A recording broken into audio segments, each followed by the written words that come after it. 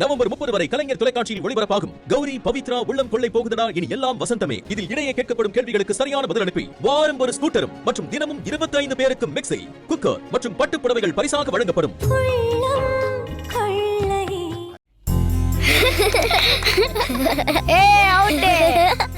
குட்டீஸ் எல்லாரும் இங்க வாங்க.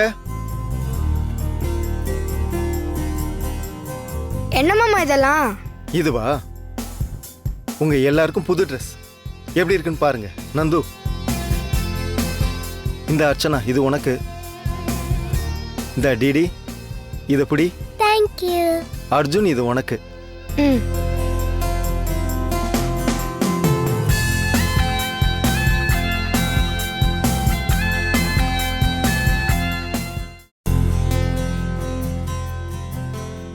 எப்படி நல்லா இருக்கா?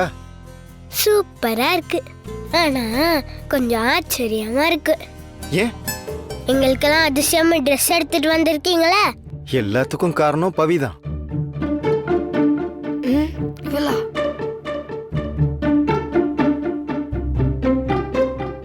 அவளுக்கு ட்ரெஸ் எடுக்க தான் நான் போனேன்.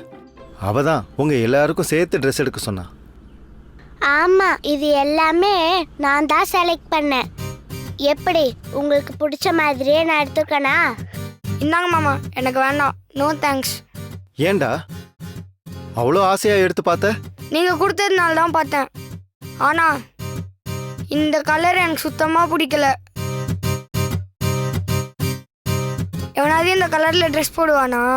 எனக்கு நல்ல ட்ரெஸ் நிறையாவே இருக்கு, அது போதும். டேய் ரொம்ப பண்ணாதடா. பவி செலக்ட் தான் பண்ணா, ஆனா வாங்கி கொடுத்தது நான் தானே. சும்மா வீட்லயாச்சும் போட்டுக்கோ. இல்ல, எனக்கு வேணாம். சொல்றேன்ல, எடுத்துட்டு போ. நல்ல வேலை, ட்ரெஸ் வேற நல்லா இருக்கு. இவனால எங்க மிஸ் ஆயிடுமோன்னு நினைச்சோம். பரவாயில்ல, வாங்கிட்டான். சரி போங்க, போய் போட்டு பாருங்க. போட்டு பார்க்குற அளவுக்கு இது ஒன்றும் சூப்பர் ட்ரெஸ் இல்லை. எனக்கு தோன்றப்ப நான் போட்டுப்பேன். வாங்க போகலாம்.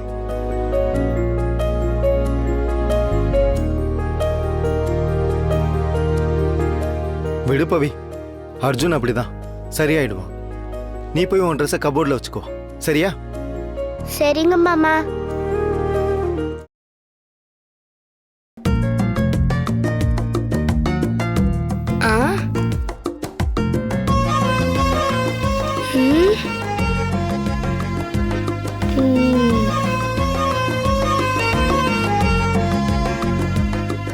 நல்லா தான் இருக்கு, பரவாயில்ல.